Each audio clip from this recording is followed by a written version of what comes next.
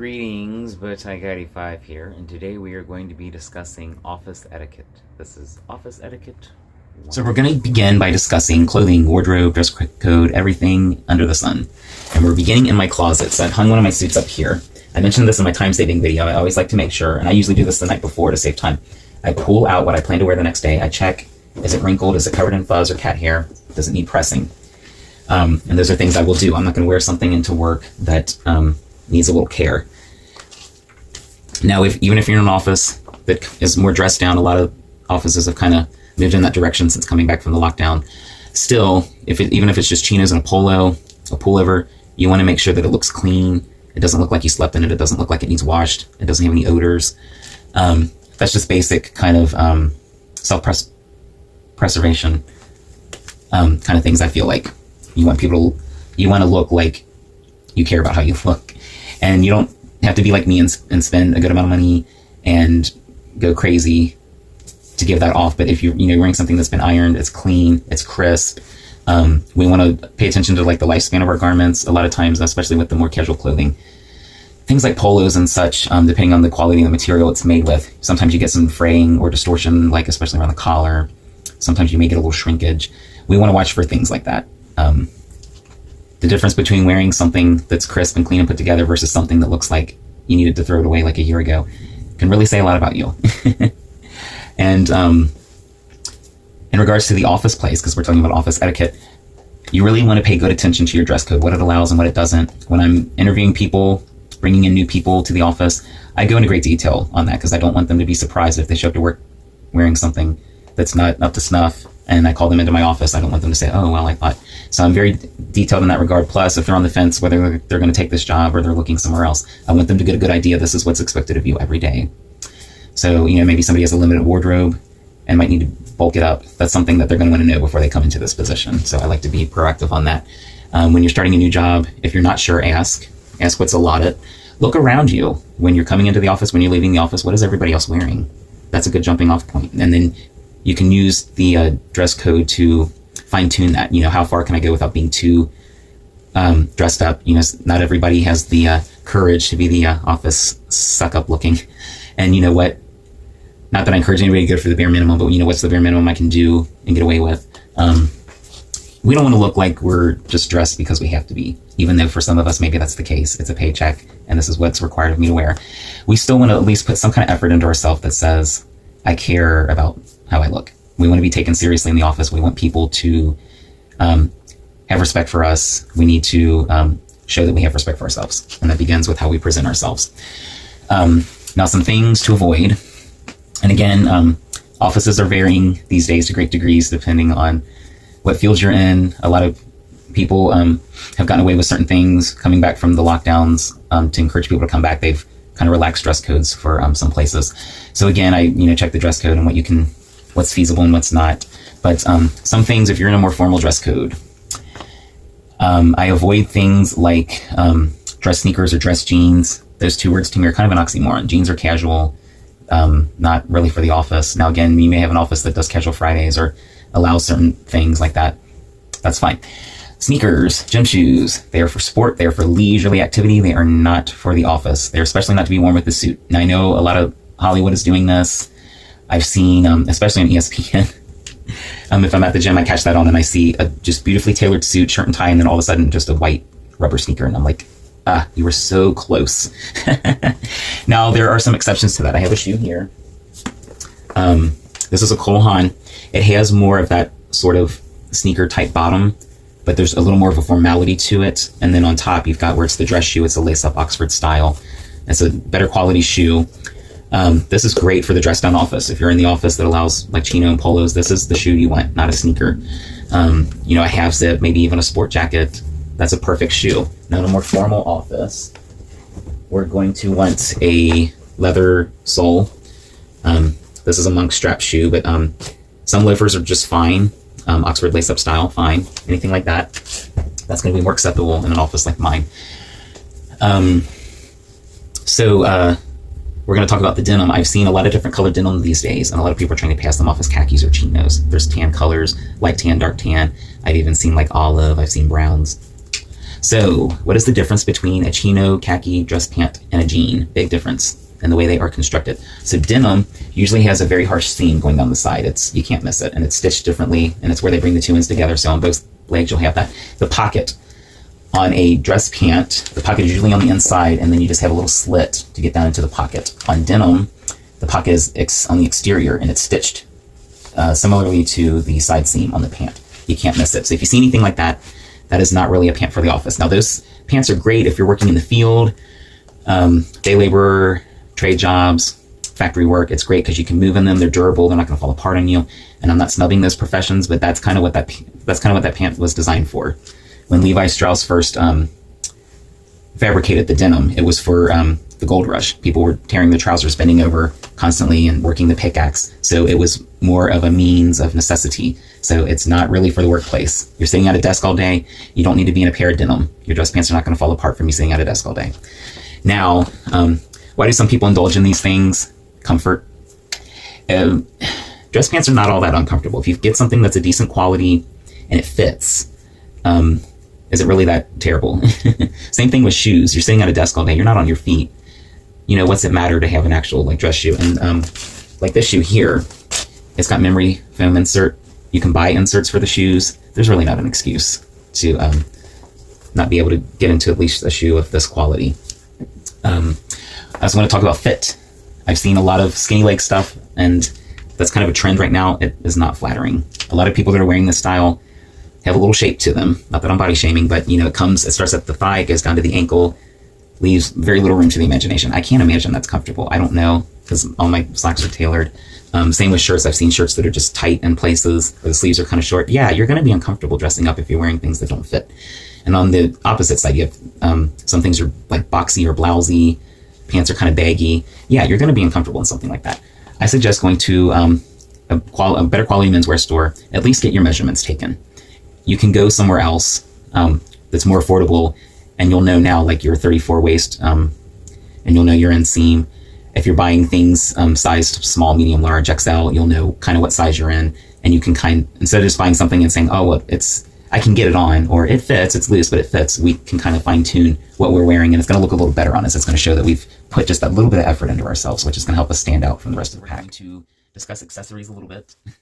It's a shame that I have to bring this up, but now there are good accessories and bad accessories. Now, I like to over-accessorize a bit. I'm a little extra. Not everybody has the balls to do that. Coco Chanel always said, remove one accessory when leaving the house and you'll be perfectly dressed. So sometimes less is more. I can appreciate that. But if you're wanting to make a good impression and stand out a little bit from the rest of the crowd, add something. If you're wearing a jacket, add a pocket square. You don't have to do a bold fold like I have here. You can add a little pin. It also gives you a chance to show a little personality. Maybe you get a pin that's for like your alma mater, and then it's a talking point. Oh, you went to such and such university. Tell me about that. So it's a subtle way to create conversation, which is great. It gives you a chance to talk about yourself without being too forward about it. You invite other people in to begin the conversation. Now, on the opposite side, there are some not so great accessories, or there are some accessory things we should be paying attention to. So we discussed shoes. If you're wearing a belt, the belt and shoes should match. So if you're wearing a black pair of shoes, you should have a black belt. If you're wearing brown shoes, brown belt. Burgundy shoes, burgundy belt. You don't want to mix and match. You want to have an outfit that's cohesive and looks well coordinated. I don't expect everybody on here to be a master coordinator like me, but if you're in more of a dressed down office, you should be able to kind of put a basic coordination together. Accessories to avoid, any kind of clip-on accessories. If you're wanting to be taken seriously in the workplace, clip-on ties. And when I say clip-on ties, I don't mean you're necessarily clipping it onto the neck. I mean any tie that you've not tied yourself. So that can be zipper ties. That can even be if you have somebody else tie your tie for you. Suspenders. Suspenders are great. I wear them myself. Mine button onto the trousers. The clip-on kind. Great if you're in school, you're going to the school dance, and you want to try and be hip. They kind of take the look down a little bit, the clip-on ones. Also, the clips wreak havoc on the waistline. You'll start getting marks on the pants. So if you're ever wearing the pants without the suspenders or the belt, and you'll start seeing that fraying that it can cause. If you want to do the suspender or the braces, find a tailor. It's a very simple alteration. It's like maybe $9-12 now. They'll sew the buttons on for you. I have a video on sewing buttons you can check out. If you want to sew them yourself, you can get a needle and thread and a pack of buttons from Walmart for maybe $10 and do it yourself. Clip-on ties, any kind of fake tie. So if you're wanting to be taken seriously in the workplace, you want a tie that you've tied yourself. For one, you're a grown adult. You should know how to tie a tie, even if it's just a 4-inch knot. If you've never been taught, there are tons of tutorials on YouTube. You can find visual kind of illustrations of it from various clothers. You can even probably go into a men's clothing and get like a live demonstration. I did demonstrations when I worked in menswear all the time. It was a lot of fun, usually for younger kids getting ready for dance season. But yeah. So the clip-on, we can tell it's fake. You probably think you're fooling us. So how can we tell? Well, if your collar's a little loose, something like that, you lean in any kind of direction, we can see the metal clasp reaching to the other side of the collar. That's how we know. Also, those clip-ons, there's a certain symmetry to them that no matter how good you are at tying ties, you will never replicate. The knot, it's usually like a perfect symmetry. Each point measures to a certain degree, and it comes down, measures to a certain degree. The dimple in the middle, it's textbook. And yeah, it's kind of hard to miss. Now, those zipper ties, they're even worse because the knot it's just looks prefab. The materials are usually like a cheap knockoff silk that's just rough. You see those a lot with like the formal wear rentals. Not a fan. I've had some interviewees that have worn these, especially if you're interviewing. An interviewer is going to see that. Do I want to look at this in the workplace every day? Is he wearing this because he feels like he has to? Is this something I'm going to have to address, if I hire them? We try not to judge people by the way they look, but in our subconscious, we have little boxes that we check off when we see certain things, and that's one of them. Now, I mentioned ties that you don't tie yourself, having somebody else tie for you. Why is that bad? Well, a lot of times when you have somebody tie a bunch of ties for you to wear to work, you loosen the tie, and then you hang it up and you leave it tied, and then you slip it back on the next day and draw it back up. But what you're not doing is you're not ironing the tie. So when you leave it hanging loose all night, you are causing strain on this area of the fabric. You're not allowing the fabric to breathe. When you release that, you're going to have a ton of wrinkles, just wrinkles galore. Now, if you take the tie and iron it before putting it on, none the wiser. But if you neglect that small little detail, people will see that. Why is the tie wrinkled there? Obviously, he can't tie it. He leaves it tied, and it leaves wrinkles. So if you refuse to learn to tie one and you're going to go that route, at least iron your ties so we don't know any better. Do not leave us staring at it all day like a fly on the wall. One last thing in regards to ties. I've seen a lot of guys, and this again draws back to the looking like you're dressed up because you have to be, not buttoning their collar and thinking they can just pull the tie up all the way and we won't know. Yeah, so the loop end and the button end of the collar of a dress shirt has a distinct stitching to it. You can see when the two ends are not fully together. It becomes a little distracting sometimes. Now, there are a few reasons people do this. Sometimes it's because they just don't want to be bothered. They think it's choking them. Probably because you're in the wrong size. Now, there are some ways around this. Measure, get your measurements, get your neck measurement, buy something that's going to fit. Even if it's just a little forgiving, you can fasten it. But you already spent money on a bunch of shirts that don't fit. Don't throw them out. You can buy what they call collar extender. It's about maybe this long. One end's a button, one end's a loophole, and it gives you just about maybe that extra half inch you might need. I think that's a good substitute. And I think that wraps up the dress clothes. So now we're going to talk about workplace etiquette. I've moved to my desk now. We're discussing workplace etiquette in regards to like our productivity, our workstation. So as you can see, my workstation, it's fairly clean. I keep everything nicely dusted. I don't have too much clutter on it. I have a little mug here that I keep pens and scissors and things in. It has my college on it. So again, like what I mentioned with the lapel pin, it's a talking point. You can always feel free to add a little bit of flair. If you have like a family, you may have like a framed photo, something like that. I add a little personality by a customized mouse pad. This one's a world map, so it shows people that I have an interest in geography, which I do. I love it. It's one of my favorite categories at trivia. Yeah, we're keeping things to a minimum so it's not distracting to others.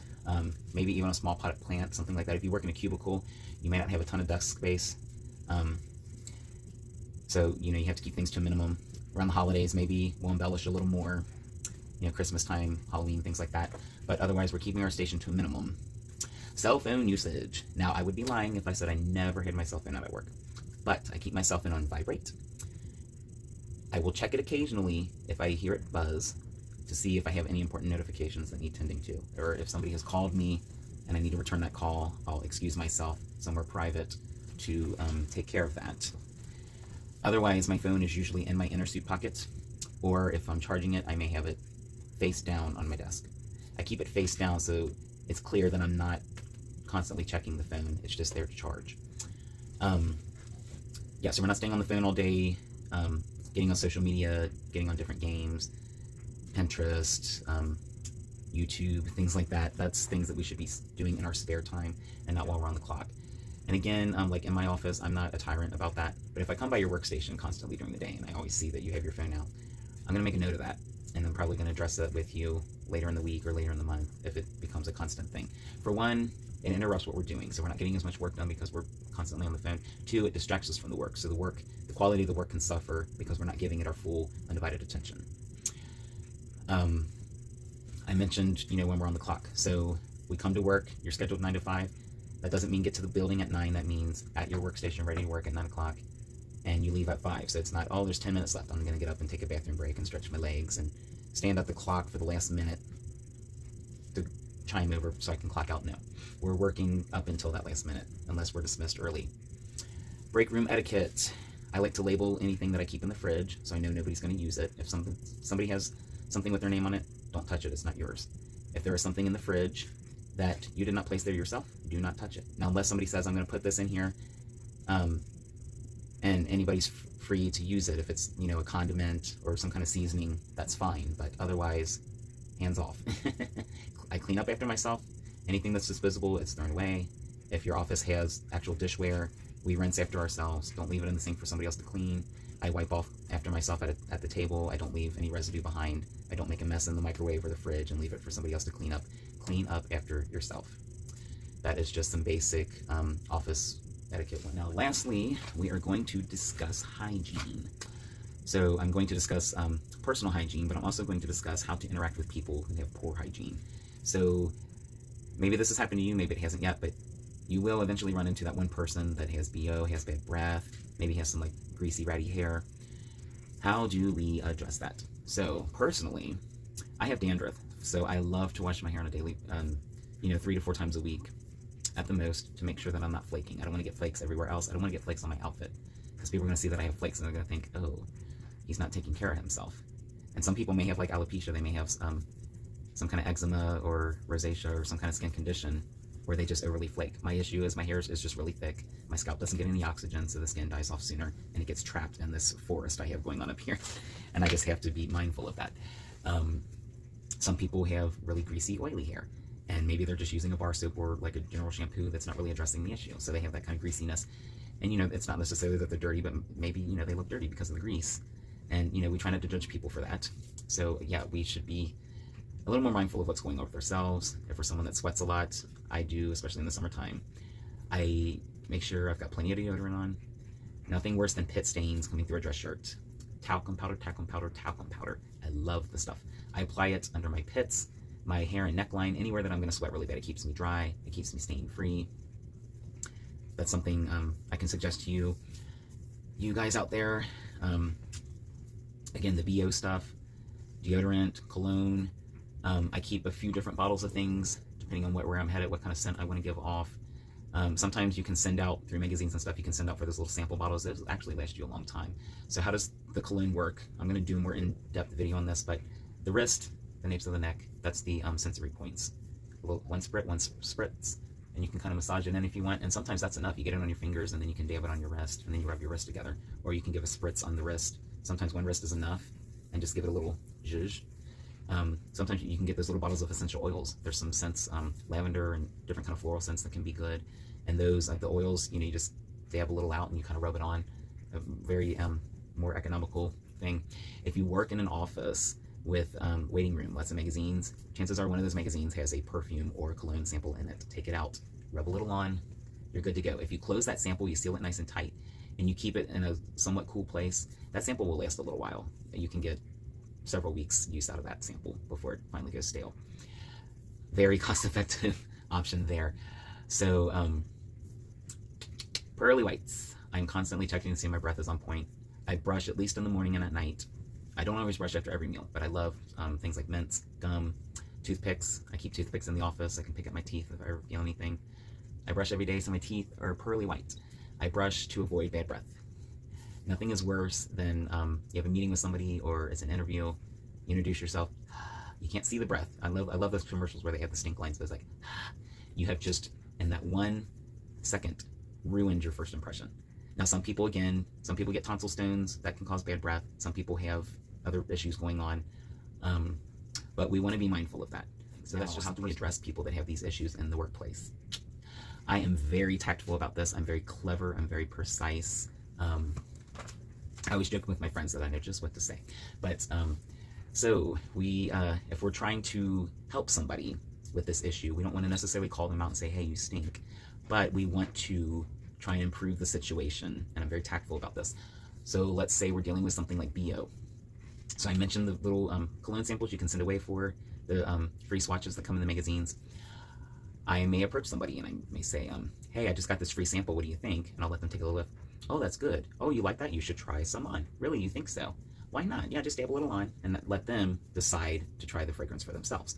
And, you show them, where the perfume goes, where the cologne goes. And I really like that. Yeah, I like that on you. You should consider getting some or wear some more often. I really like that on you. You're complimenting them the whole way and you're letting them make that decision. You're not telling them, hey, you stink, put this on. You're engaged in a more positive conversation about it that is leading them in the direction you want. And then you're not making them feel awkward or bad about themselves. And then maybe we're slowly kind of rectifying the issue. I have a friend who does a ton of couponing. She gets toiletries for like dirt cheap, and she started a store on eBay. Deodorant, toothpaste, toothbrushes, razor, shaving cream, body wash, shampoo, conditioner, all that great stuff, fragrances, hair care products, you name it, detergent, she's got it. So sometimes I can grab hold of coupons from her. I will hand those out. So I, again, don't want to single anybody out, but if you're in a big office where everybody has like a little mail cubby hole, I'll get several of these coupons. I won't just put them all in one person's locker to single them out. I'll space them out. So instead of somebody saying, hey, I got a ticket here for some laundry detergent, what's that about?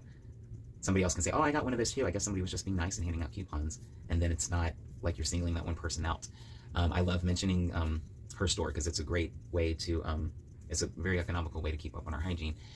Now, I'm not going to walk up to somebody and say, hey, did you know my friend has a coupon store for toiletries? Oh, why are you telling me that? Do I smell or something? No, but if it's even if it's just an individual, if it's a group setting, if there's a way to weave that kind of information into the conversation without calling any one person out in particular, because for one, we don't want to insinuate that they can't afford the toiletries, and we don't want to insinuate that they have an odor problem. So, yeah, again, like I said, I'm tactful about it. Things like that. If it's the holidays or there's any kind of office giveaways going on, maybe put together a fragrance basket of different things, and then you're presenting it as a present, and it's like, oh, that's thoughtful. You put all these things in here, and it's neat, and it's more of like a spa kind of experience than it is, setting them off, or gift cards maybe to places like Bath and Body Works that specialize in fragrances and different lotions and soaps and things. As another thing. Now, what do we do?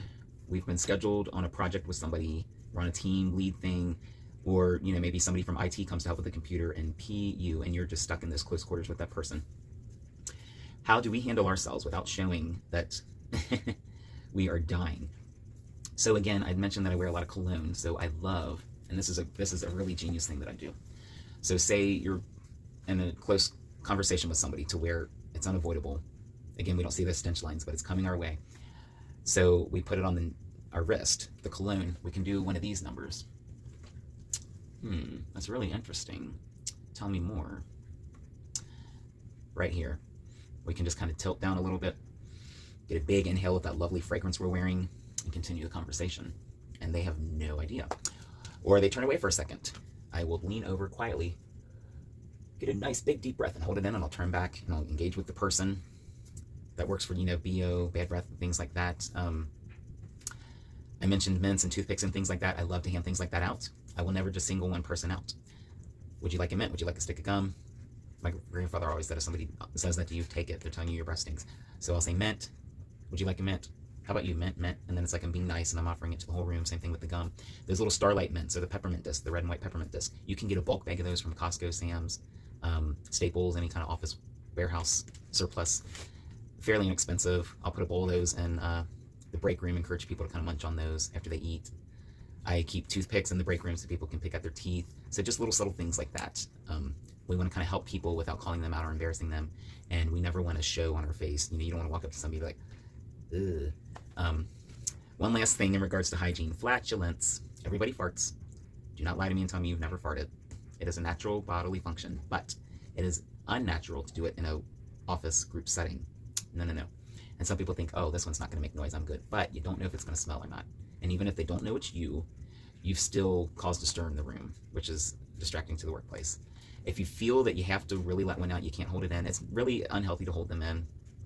If you've ever seen South Park, you will spontaneously combust if you hold in your farts. No, that's a farce. But you can cause some digestible distress if you're holding on to gassy things and such. Politely excuse yourself from the room. Go to the bathroom or somewhere and let it rip. Let it all out. Walk around for about a minute or so, see if it's following you. Sometimes we don't leave it where it comes out, it follows us, and we think, oh, we farted in here, we're good. We walk down the hall, nope, it's still there. Walk around for a minute or two, let it kind of linger, see if it's still there or not, and then take off, and then you can rejoin the party. Even if it's one of those silent ones, either try and hold it in or quietly excuse yourself somewhere to let that out. Do not release that on your coworkers or colleagues. So I thought I would just end on a little bit of a funny note there. But I just wanted to do a little in-depth discussion on office etiquette. I hope you found this video very informative. Please get a conversation going in the comment section, like and subscribe, and until next time.